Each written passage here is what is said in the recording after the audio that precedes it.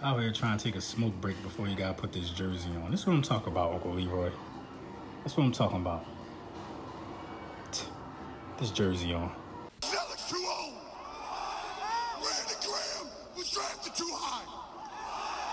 Curry. Y'all got what y'all wanted. You got the dub. You look fucking good. You look good in that jersey. I ain't gonna lie though. Bullshit. Still go Colts no matter what.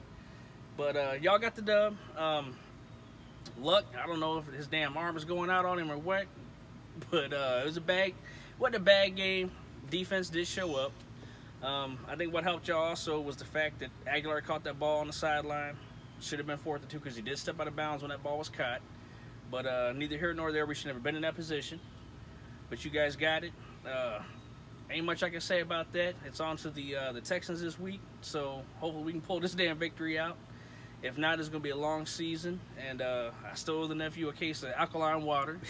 So since he doesn't drink Hennessy anymore. Or you give me one of those keto books. I can get you the keto. It doesn't matter either or. No big deal. But I'll take the loss like a champ. You know, as you should. When your next keys to victory gonna drop? Your next video? Oh yeah, tell them your YouTube name too, because they keep asking me. It's the legendary Uncle L. I'll either have the keys to victory out tonight or sometime tomorrow. It just depends on my schedule. But like I said, nephew got the win. Y'all wanted to see this shit. It is what it is. And let me go ahead and turn around so you can see the shady. Got that shady. Got it all right there. I'll never. Yeah, you're a real champ, Uncle Leroy. You're a real champ. I'll never be an Eagles fan, but now that we done played and everything, so hopefully y'all do good this year. Maybe we'll get lucky and it'll be us and the Colts and the Eagles in the Super Bowl. I doubt it. The way Luck is throwing the ball right now. But your defense, like I said, showed up. You guys stopped a lot of dinks and dunks, which should have worked. But you can't play them all the time. Luck only having 179 yards, I think, passing. It's not going to get the job done. Wentz looked good. I can't tell if it was rust or if it was just the weather with it being wet. But Wentz did look pretty damn good. I never said he was a bad quarterback. But good luck to you guys the rest of the year, and we'll see you hopefully, like I said, in the Super Bowl. If not, there's always next year for us. So with that being said, legendary Uncle L. That will be out either tonight or tomorrow, and you guys can see my keys to victory for the Texans coming up. Bad. It could be worse. It could be a Cowboys fan. Yes.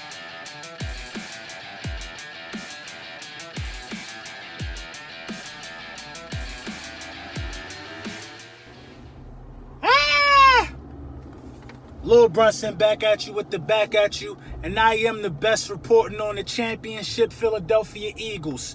3-1. Here we come. I believe this team is absolute garbage. Listen.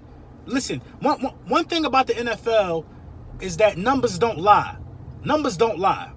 Numbers don't lie. And this little part about it, before I get into the keys of victory, while I'm sitting in this traffic, and this little part about it, before I get to the keys of victory, is exactly what I mean when I say numbers don't lie. Look, Dak Prescott's numbers are unimpressive. Dak Prescott cannot go on with his career throwing under 200 yards a game and trying to produce a win. It's just not likely. It's not possible. It's not possible. And there's a lot of interesting stats on guys who do that. You got delusional people saying he could throw for 200 yards as long as he win. When he win? What is he winning? What is he winning? Don't make no sense at all. What is he winning? What is he winning? Now, on to more important numbers, because we're going to get to dollars when we spank dollars twice this year. On to more important numbers. We got the Tennessee Titans coming up. 3-1, here we come. We got the Tennessee Titans coming up. Now, I thought, when I visited the Titans Stadium this summer, the bold prediction for the first 4 games was the Tennessee Titans would be the hardest team on the schedule, because I thought they were physical. I thought that they were able to run the ball with stature. I thought Marcus Mariota was actually getting better from what I seen last year. And they won the playoff game last year. Yeah. Everything that happens doesn't happen for a reason. You know what I mean? These guys aren't trending towards elite. These guys are exactly who we all thought these guys were. They're exactly who we all thought they were. They're 30th. These are some numbers and ranks that I pulled today. These guys, the Tennessee Titans, are 30th in points per game. 30th. 16.3 points per game. 16.3 points per game. That tells me that if we take a 10-point lead in this game at any point in this game is over. This game is over. Now, what do you need to have to take place to get a 10-point lead? A touchdown. We got Carson Wentz back. A touchdown is no problem. But a touchdown and a field goal. The field goal part could be a problem because Jake Elliott in the last 4 games has missed 3 field goals in the last 4 games. Yeah. He's missed 3 field goals in the last 4 games, including the Super Bowl. He's missed a kick in the Super Bowl. I don't know if that was a field goal or extra point. He missed a kick in the field goal. He missed a kick against Tampa Bay. That kick against Tampa Bay was critical, in my opinion, because if he hits that kick, we're only down 3, and then we don't have to throw a Hail Mary to try to pray for something. We could just try to get in field goal range and send it to overtime and try to win a game that way. Then he misses a kick against the Colts. Didn't cost us much, but the Colts still had an opportunity to come back and win that game had they scored. Had they scored, if he makes that kick, all they could do is tie the game. We can't do that. We can't. The missed kicks are starting to be a thorn in my side. A thorn in my side. He's always been shaky to me, but thank you for hitting that 61-yarder against the Giants and sending the Giants home packing early. But dude, you gotta come. You gotta come correct now because that was last season. That was last season, buddy. You gotta come correct now. You got to come correct now. You're starting off the season bad. You're starting off the season looking really average, in my opinion. And some changes may need to be made with the kicker. He's not looking automatic. We need an automatic kicker. Championship teams have automatic kickers because when it comes down to winning, you often win these games by kicking the ball. You often walk-off field goals are how a lot of these teams get it done sometime. So, yeah. A 10-point lead gets us there. And a 10-point lead is something we should have, but we shouldn't even depend on this guy. If we go up 7 and we got to drive close enough to take a field goal, if we're in the goal line, we go for that 4th down and take a 14-point lead. In my opinion, game is over. 284 yards a game is what the Tennessee Titans average. That's 29th in the league. 29th in the league. 284 yards a game. So 16 points a game is 30th. 284 is 29th. Already they're at the bottom in most of the major offensive categories. These guys can't move the ball. So why should I fear this game? Why should I fear this game? This is based off the first 3 games. 162 passing yards a game. That's also 29th. That's also 29th. The only people that I can imagine being lower than that is the Dallas Cowboys. The Tennessee Titans' longest pass play of the year has to be on the trick play where they got against the Texans. Has to be on the trick play where they threw the I think the punter got the ball, threw it to a cornerback or whatever, and it was a touchdown. Longest trick play probably didn't even involve a wide receiver or a quarterback. Let you know how shaky these guys are. They're taking trick plays to another level. They're not even lining up with an offense. They're doing trick plays out of a special teams package. That's how much faith they have in their offense. That's how much faith they have in their offense. But they can run the ball. Doesn't really worry or concern me the fact that they can run the ball. What worries and concerns me is that we are the best run-stopping defense in the league. Now for 2 years, we've had the best run-stop defense in the league, and that's a credit to the monsters. That's a credit to the animals that we got on the front 4 on the defensive side of the ball. These guys are top 10 rushing team though, 122 yards a game. Brings me to my first key of victory. Mitigate the rush. They're done. They're done. Neutralize their ability to run the ball, and then they have to pass the ball, which is something that they don't do very well. It's something that they don't do very well. So, the keys to victory are simple. Stop the run. They're going to come out and run the ball because that's all they really can do. That's all they really can do. I don't see them coming out and try to switch the game plan on us. They're going to run the ball and they're going to dink and dunk. That's what this team does. Dinks and dunks. Dinks and dunks. Everybody's been dinking and dunking the last 2 games against us. Well, no, this will be the 2nd game in a row that teams have dinked and dunked. The Colts did the little dink and dunking because I guess Andrew Luck can't throw the ball deep right now. It's whatever. We know how to stop a dink and dunk team. Short tackling stops that. You have to have good tackling to stop a dink and dunk team. Please, I don't want to hear anybody else saying Carson Wentz doesn't have any weapons because, like I said in my in the previous post, Carson Wentz is the weapon. Anytime that you can have 12 receptions on 17 targets for 146 yards between just the tight ends alone. That's Goddard and Ertz's numbers. That's wide receiver 1 and wide receiver 2 numbers. Do you understand that? That's wide receiver and slot receiver numbers. Those are receiver numbers that we're getting out of the tight end core. Receiving numbers. Receiving numbers. The ball is getting spread around beautifully. We had 2 running backs with 50 yards apiece on the ground, a couple of receptions apiece. You know what I mean? A couple of receptions apiece. We had a running back for a 28-yard catch in Smallwood. Carson Wentz is using everybody. Everybody's a football player when they play for the Eagles. You don't have to do a certain thing because you're a wide receiver. Sometimes these wide receivers are called the block.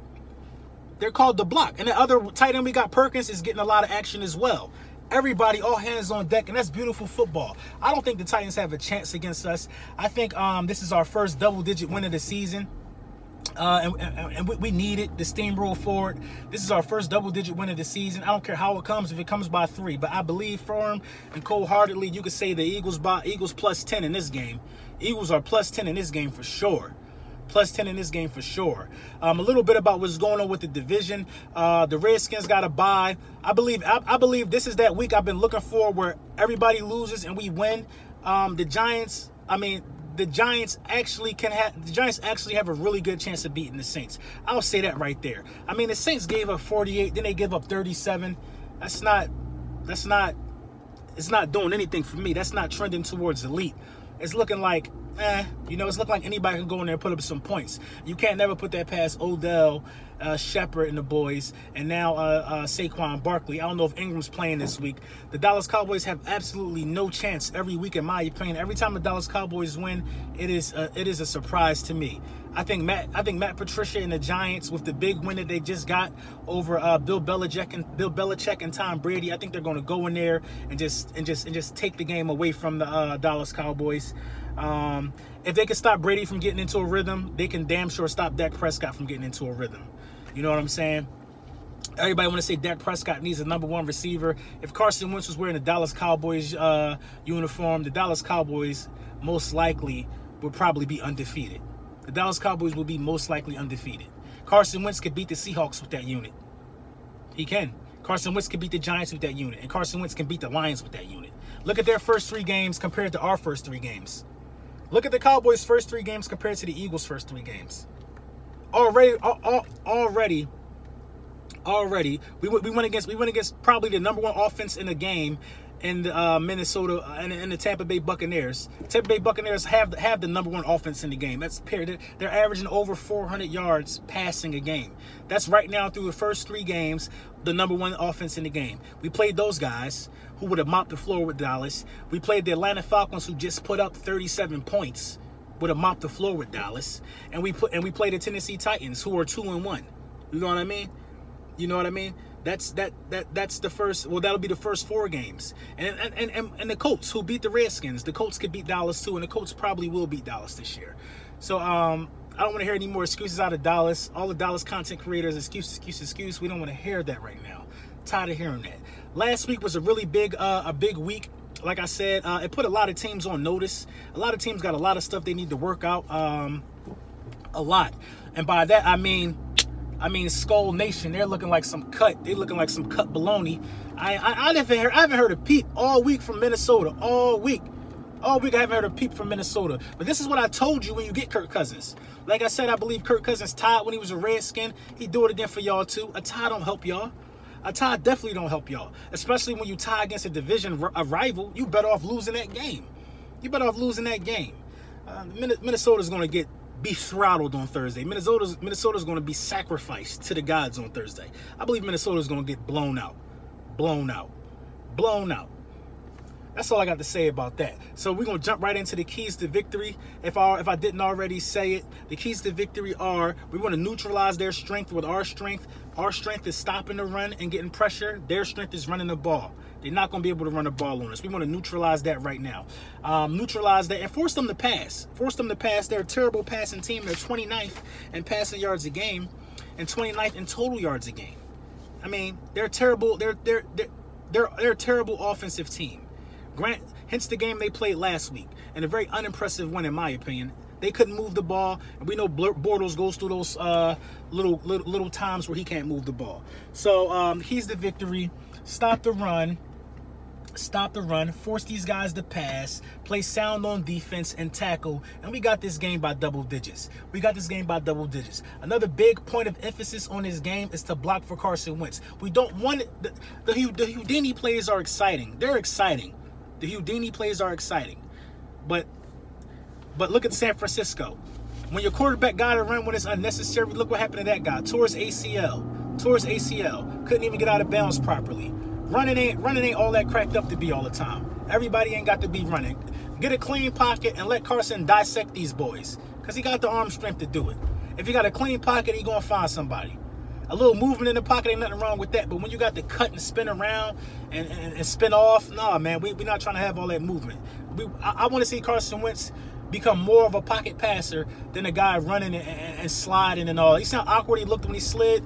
We don't want none of that. We don't want none of that. So those are the keys to victory. These boys are light work. This is going to be our fun game. We've been on the edge of our seat. Our first 2 wins, respectively. Our first 2 wins. These guys had opportunities to close us out in the red zone, but they couldn't get it done. Tremendous kudos to the red zone defense. A lot of guys want to say Jalen Mills this, Jalen Mills that. Hey, in the open field, anybody could get burnt, but I ain't see Jalen Mills in the red zone give up no touchdown yet. I ain't see it. And look at the Pro Sports Focus. They said Jalen Mills was amongst the best cornerbacks last week, but we still want to say Jalen Mills gave up some big plays. Stop riding Jalen Mills all the time, man. Let's not make this the popular thing to ride Jalen Mills.